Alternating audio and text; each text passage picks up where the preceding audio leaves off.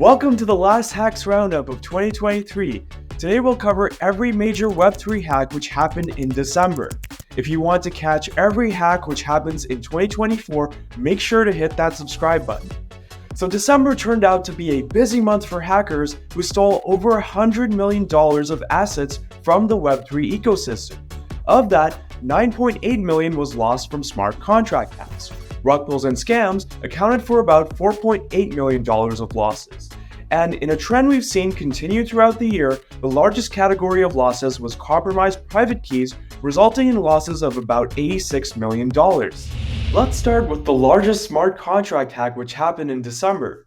This happened on the NFT Trader protocol, which is a multi-chain P2P swapping protocol.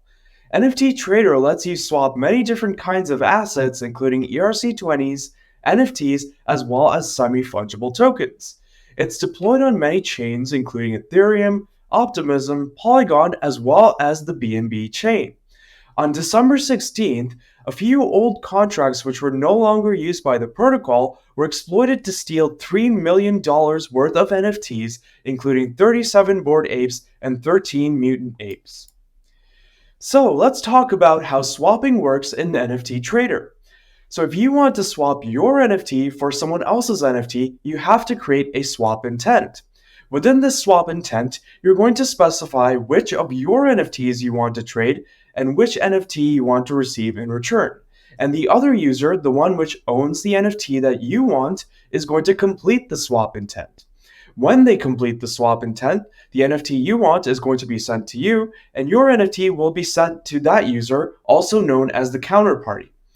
So when this NFT transfer happens, the onERC721 receive function is invoked on the receiving contract, and the attacker used this as an opportunity to re-enter the NFT Trader contract through the edit counterparty function, and this ended up being the root cause of this hack.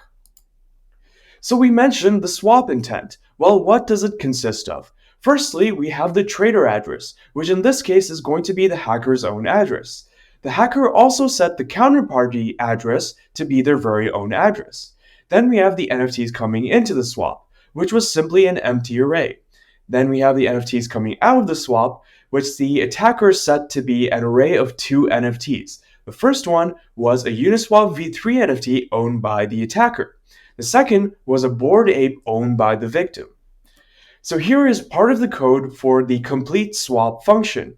And here we can see that we have a for loop which is going to iterate, and for each iteration transfer an NFT from owner 2 to owner 1. So that's from the counterparty to the trader. Also from address 2 to address 1. Address 2 is the counterparty, address 1 is the trader. Now remember that initially we have the hacker set as both the trader and the counterparty.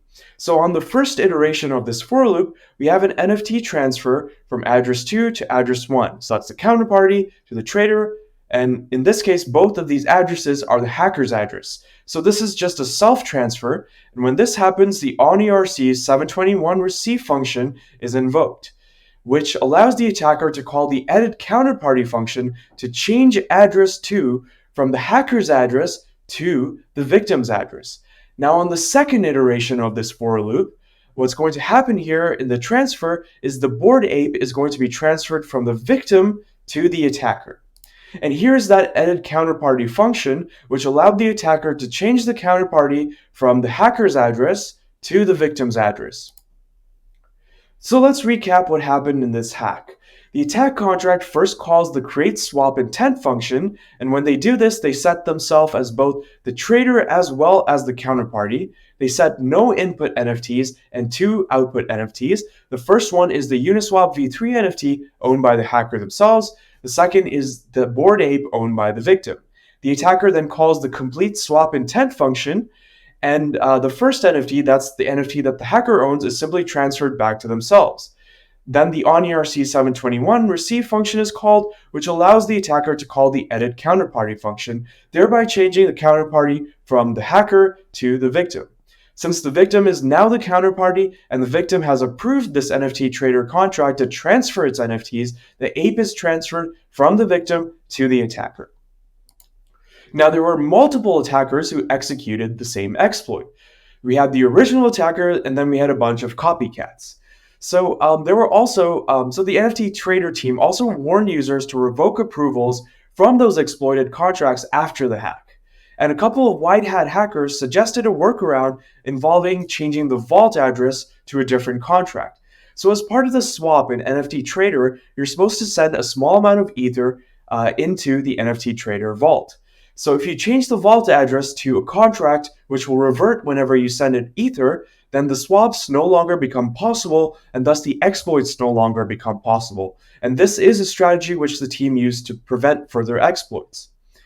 At least one of the attackers offered the NFTs back to the owners in exchange for a bounty, and some white hat hackers offered the NFT back without cost, only accepting optional donations. Now, the root cause in this case was reentrancy, and reentrancy is a vulnerability that is well known to auditors and security researchers, so an audit would have almost certainly detected this issue. A reentrancy guard on the edit counterparty function would have prevented the attack because there was already a reentrancy guard on the complete swap function. Also, there are a few validation checks which could have either helped to prevent the hack or make it more difficult. Firstly, we could ensure that the counterparty doesn't match the original trader, because it doesn't really make sense for the trader to trade with themselves. Next, we can ensure that the counterparty actually owns the NFT, because the Bored Ape that was stolen from the user was not owned by the hacker, and the hacker was originally set as the counterparty. We could also ensure that the input NFT array is not empty. It's also important to recommend that users revoke any deprecated contracts from protocols as soon as the protocol is no longer using that contract, because there's always a possibility that that old contract still has a vulnerability that can be exploited. Also, it's nice to implement a standard pausing mechanism to allow for faster responses to a hack. Now, in this case, the NFT trader was able to effectively pause the contract through a workaround by changing that vault address. However, a standard pause mechanism would be quicker and faster. Next, we have the Floor protocol, which was also hacked in December, and it's also an NFT protocol. So Floor protocol in particular is an NFT fractionalization protocol on Ethereum. NFT fractionalization is when you lock an NFT into a smart contract and then mint a bunch of ERC20 tokens which represent the fractions of that NFT. So the Floor protocol supports price discovery for those fractionalized tokens through auctions. It also supports a feature called safe boxes, which allow for partial ownership of that NFT even after it has been fractionalized. The protocol also has its own token called FLC, and you need to stake this token in order to fractionalize tokens through the safe boxes. Now, on December 16th, just a few hours after the NFT Trader hack, Floor's Periphery contract was exploited to steal $1.6 million of NFTs, including 36 Pudgy Penguins and 15 Bored Apes. Now, the root cause was a vulnerable multi-call function, and in fact, there were a couple of multi-call functions within the Floor protocol's Periphery contract. The first one is over here, and this one was actually not vulnerable. You can see that for each call in the multi-call function, there's a delegate call being made over here.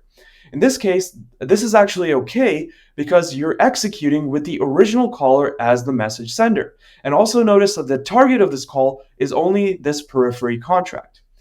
However, this is the vulnerable multi-call function that was also in the Periphery contract. This time it's not doing a delegate call, it's doing a normal call, which is actually going to execute with the Floor protocol's Periphery contract as message sender. Another thing to note here is that the target of this call is not hard-coded by the contract or specified by the contract or restricted by it in any way. It just comes directly from user input. So effectively, the attacker can manipulate the Periphery contract into making any external call. And since users have approved the Periphery contract to transfer their NFTs, this is what ends up happening. As part of the multi-call function, the attacker makes the Periphery contract called the transfer function on the Pudgy Penguins contract to transfer this NFT from the victim to the attacker. And you can see that in this one transaction, there's lots and lots of Pudgy Penguins been transferred from the victim to the attacker. So let's take a look at how this happens. First of all, normal users have to approve the Periphery contract to transfer their NFTs. The attacker is going to research which users have valuable NFTs and have approved that periphery contract to transfer their NFTs. Next, the attacker is going to use that data to prepare the payload for the multi-call function. Finally, the attacker calls the multi-call function, which will one by one transfer each NFT from the victim to the attacker. So the hack happened only a few hours after the NFT Trader hack. And immediately after the hack happened, several Twitter accounts warned users to revoke approvals from the exploited contracts. And the Floor team responded fairly quickly and developed a fix within a few hours of the hack. And they also deployed the fix within a few hours. This fix simply consisted of the removal of that vulnerable multi-call function. And the hacker initially demanded a 10% bounty, but they actually did return some NFTs for free, including some mutant ape tokens. So the Floor protocol had originally received a couple of audits, but the vulnerability was introduced in a smart contract upgrade which was not audited. So it should not be possible to manipulate a protocol contract into making arbitrary external calls in general. And if users specify call data or external addresses to call, this type of input data has to be strictly restricted through input validation. The third largest smart contract hack happened on Telcoin. And you can see that the price of Telcoin dropped sharply after the hack. It's not too hard to see where the hack happened, it's right over here. So Telcoin, the Telcoin app works as a wallet on Polygon, and one of the main use cases for Telcoin is international fiat remittance. So the Telcoin app has a bunch of integrations with lots of different financial apps in many different countries. And there are other parts of the Telcoin ecosystem as well, including a liquidity engine as well as its very own sidechain. And Telcoin is the protocol's as well as the sidechain's native token. On December 25th, $1.2 million was stolen from the wallets of Telcoin users. And these were primarily users who had not yet initiated transaction. And the root cause here was uninitialized proxy contracts. So the attacker was able to initialize them and then take control of those contracts in order to steal the assets. And as we mentioned, as a result of this hack, the Telcoin price dropped by about 40% after the hack. So some of these contracts are unverified, but we can get a good idea of what happened by looking at the attack transaction. So first of all, we have the attacker. The attacker has called the function on the attack contract. The attack contract in turn calls the initialize function on the proxy contract. They're able to do this because the proxy has not yet been initialized. So the proxy in turn uses a delegate call into the implementation with the initialize function, and eventually here we see that the beacon has been upgraded. So this contract is using the beacon pattern of upgradability, and the beacon has actually been upgraded to the attack contract. You can see that this beacon matches the address of the attack contract. Then what happens is a delegate call is made into the attack contract. So it's the proxy that's making the delegate call into the attack contract. So the attacker is now controlling the code that the proxy is running. And as part of the attack contract code, all the assets are going to be transferred from this proxy to the attacker. So you can see here that the Telcoin is being transferred from the proxy here, the victim's wallet, to the attacker. And you can see that other assets like the Chainlink token are also being transferred. So let's review what happened. First, the attacker prepares that attack contract and deploys it. The attack contract is going to initialize the proxy contract, which results in the beacon being reset to the attack contract's address. Next, the proxy makes a delegate call into the attack contract, and this results in funds being transferred from the proxy into the attacker's account. So the Hypernative monitoring platform detected the issue, and the Hypernative team warned the Telcoin team in Discord. The Telcoin team acknowledged the hack on Twitter just a few hours later, and they posted several updates about the root cause and their response to the hack. They did freeze functionality on the Telcoin app pending the investigation. And finally, the Telcoin team developed new proxy contracts. They had these new contracts audited and finally deployed, after which they re-enabled the app. As compensation for the impacted users, the team resolved to restore the original Telcoin balances. So in order to prevent hacks like this, you have to initialize both the proxy contract as well as the implementation contracts. And this should preferably be done immediately upon deployment, preferably atomically within the same transaction. And another additional thing that can be done here is if you know the initializing address beforehand, an access control check can also be added for the initialize function. Next, we have the Levana protocol. Levana is a perpetual exchange on the Osmosis chain. The Osmosis chain is one of the biggest chains in the Cosmos ecosystem, and Levana has some interesting features. For example, they lock the maximum profit for each position in advance. They also maintain a delta neutrality fund, which pays positions that bring the protocol back into balance. So, for example, if there are too many longs in the protocol is going to incentivize through this neutrality fund users making shorts. And between December 12th and December 26th, price discrepancies between the on-chain price and the real price resulted in 1.1 million being stolen from the protocol. And this was actually 10% of the protocol's entire liquidity. So most funds were stolen on the 26th, and at the time, the Osmosis chain was congested. However, the rest of the funds were slowly stolen between the 12th and the 25th. So in order to explain this hack, we need to explain how price updates are done in Levana. So there are off-chain bots maintained by the core team as well as the community, which push price updates at least every 120 seconds. But what happens if the price changes in between this interval? So let's say we have the original price over here at the first price update, and then 60 seconds later, the price goes up, but the on-chain price hasn't updated. Well, if I'm a user, I could just place a long over here and then take my profit when the price updates over here.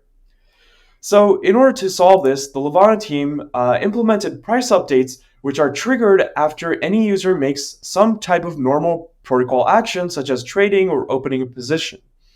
And if there are enough of these trades within the normal price updates, then there's not enough of an opportunity for the attacker to exploit the difference between the on-chain price and the real price.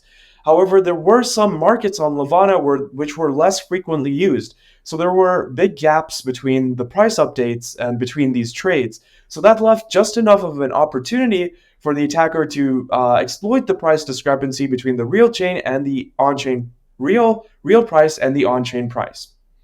And so these were most of the small hacks which happened between the 12th and the 25th. However, as we mentioned, most of the funds were lost on the 26th. And during the 26th, the normal user transactions weren't going through. And even some of the price updates from the off-chain bots were failing. And this was primarily due to congestion on the Osmosis chain.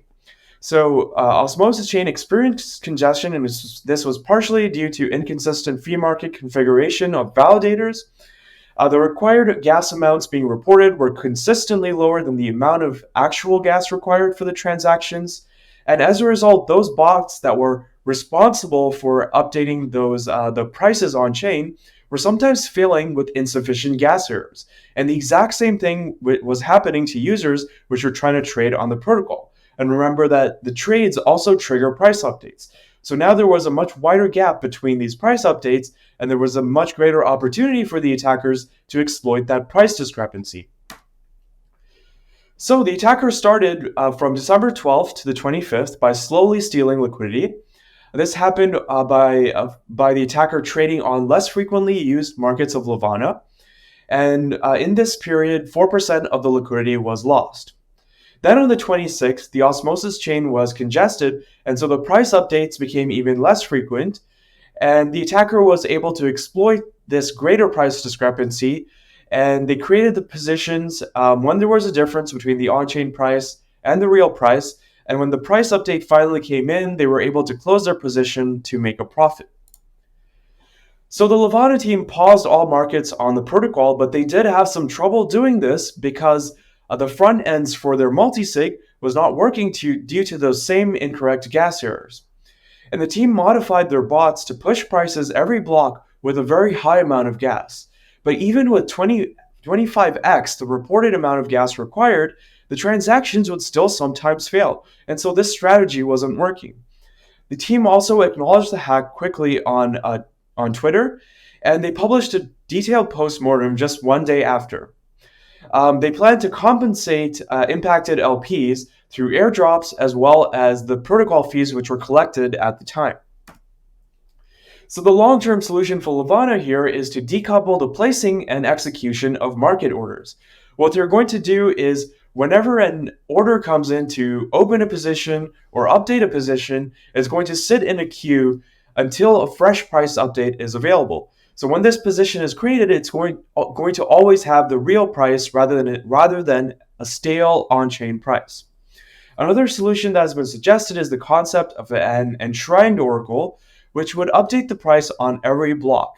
And these have been suggested as a solution for chains which are prone to congestion issues. A more rigorous monitoring and analysis process may also help to detect these exploits earlier and prevent the follow-up exploits from happening. So the Levana team was actually aware of the small hacks which happened between the 12th and the 25th, but they thought that these were organic profits rather than profits from exploits. And this seemed to make sense because there was a bull run happening at the time. And so it's important to have this ability to distinguish between natural profit and profits from exploits. So that covers the 4 largest smart contract hacks in December. Let's move on to some of the smaller hacks which happened. First up, we have BurnDAO, which was hacked on the BNB chain and lost 769K. BurnDAO has a convert to dust function which would purchase alpaca tokens from the wrapped BNB alpaca DEX pool. So what the attacker did is they took a flash loan of wrapped BNB, they swapped all this wrapped BNB for alpaca in the DEX pool, thereby artificially driving the price of alpaca up. And then they called the convert to dust function, which forced the protocol to purchase these alpaca tokens at an inflated price. Finally, they reverse swap in order to make a profit. Next, we have the FCN token. In this case, an unverified contract was called, which transferred a huge amount of BSC USD to the DEX pool. This imbalanced the reserve ratio, so there's way more BSC USD in the DEX pool, and so the attacker was able to swap a small amount of FCN tokens for most of the BSC USD. Next, we have Channel Finance, which was hacked on the BNB chain for 320K. So Channel Finance is actually a Compound V2 fork, and they added a couple of functions to the original code. These 2 functions allowed the manipulation of the C token exchange rate. So the C token exchange rate is simply the exchange rate between the C token and the underlying token of that market.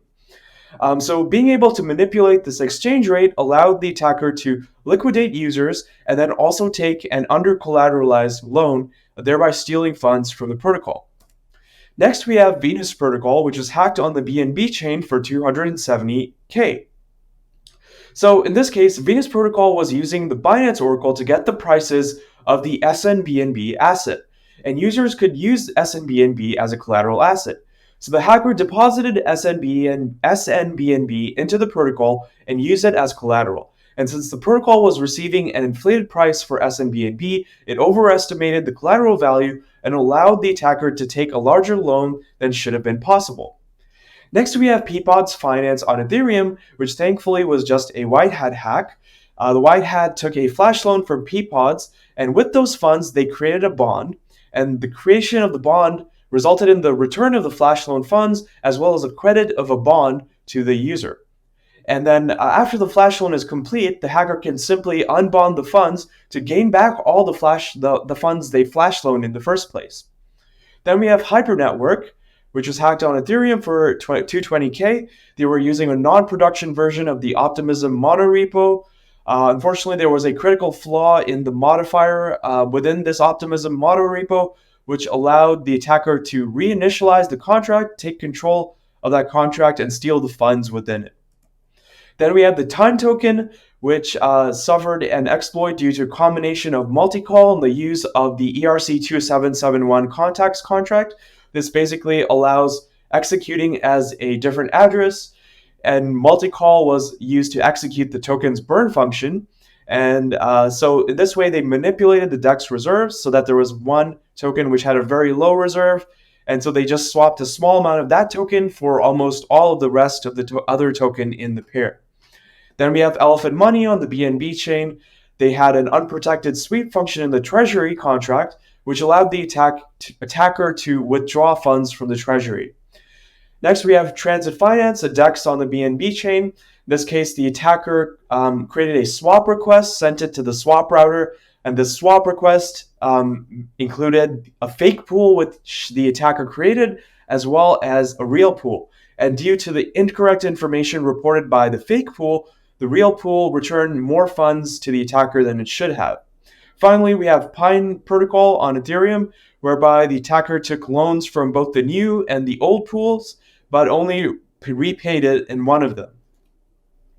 Let's move on to the rug pulls and scams which happened in December.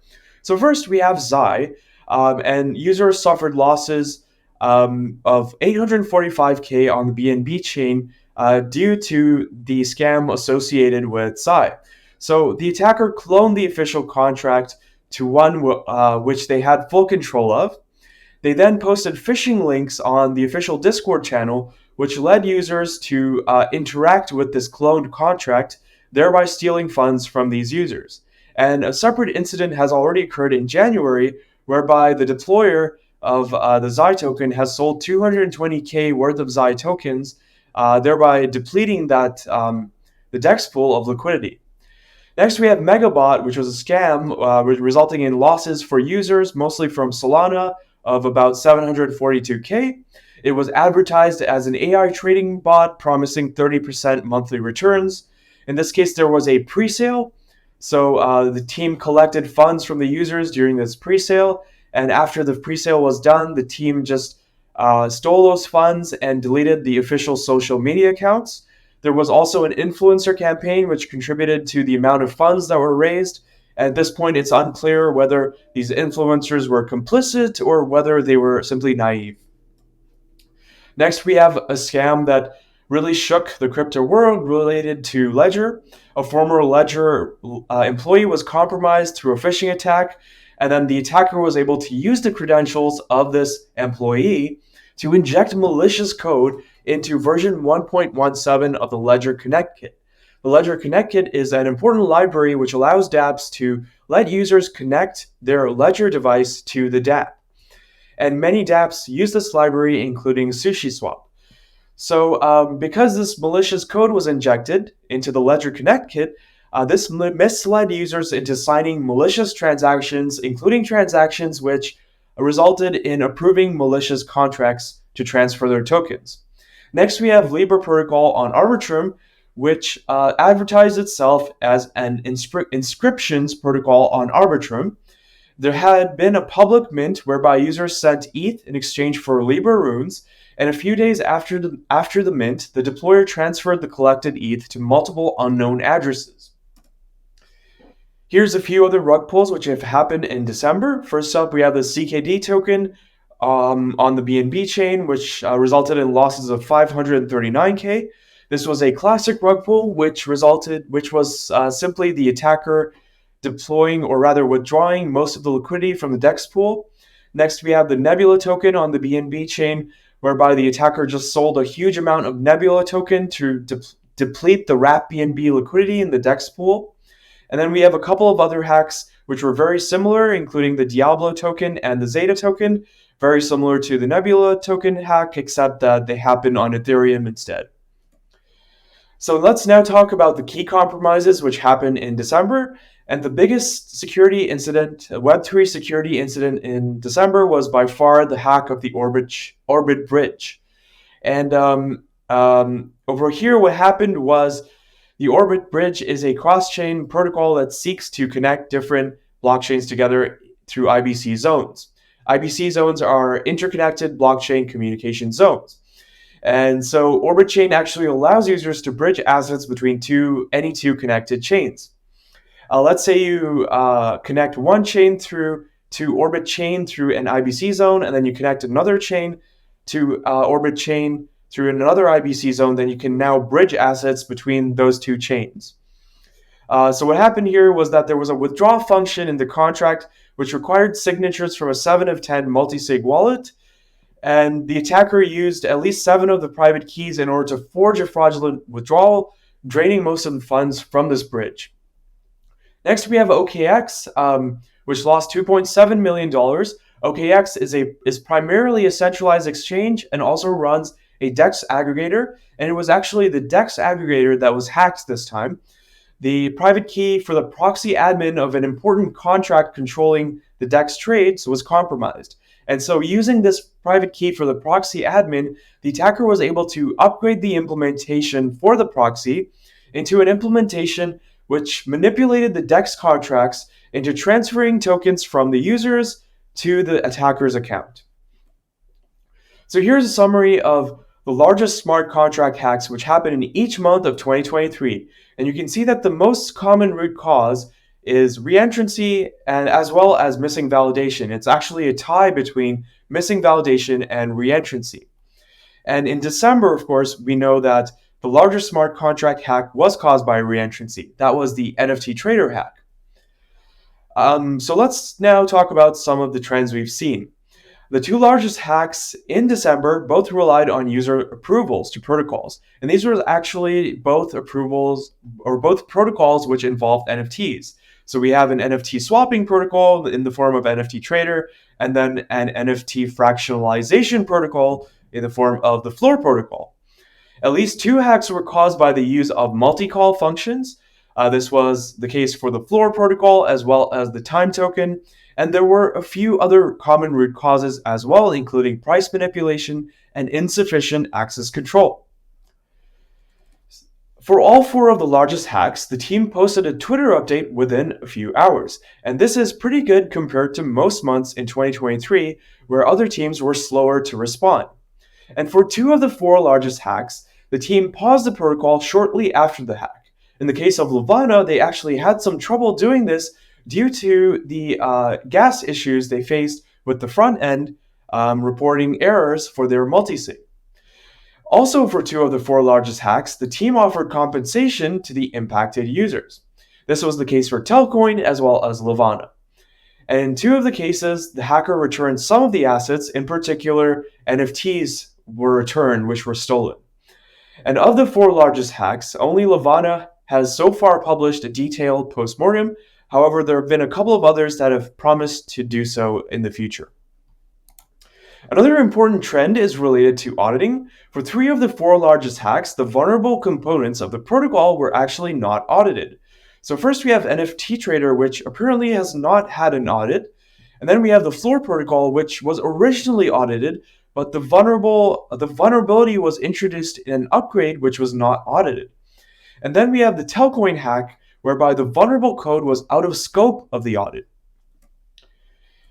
Here are some other trends we've seen in December. So of the four largest rug pulls and scams, two of them were phishing scams. That was Zai as well as Ledger, the Ledger Connect Kit injection. And then also two of them involved the theft of pre-sale funds. That was for Megabot and Libra. For Libra, it was actually a public mint, but sort of similar to pre-sale. Then we have two significant hacks, which both involve the use of incorrect prices from oracles. In the case of Levana, the oracle wasn't updating frequently enough. In the case of Venus, what happened was the oracle was reporting an inflated price for the asset. So this brings us to the end of December. I hope you'll join us for the January Hacks Roundup as well. There have already been a bunch of hacks in January, including Gamma Strategies, Radiant Capital, and more. So thank you once again for joining us. Don't forget to subscribe if you haven't already, and follow us on Twitter as well for more great security content.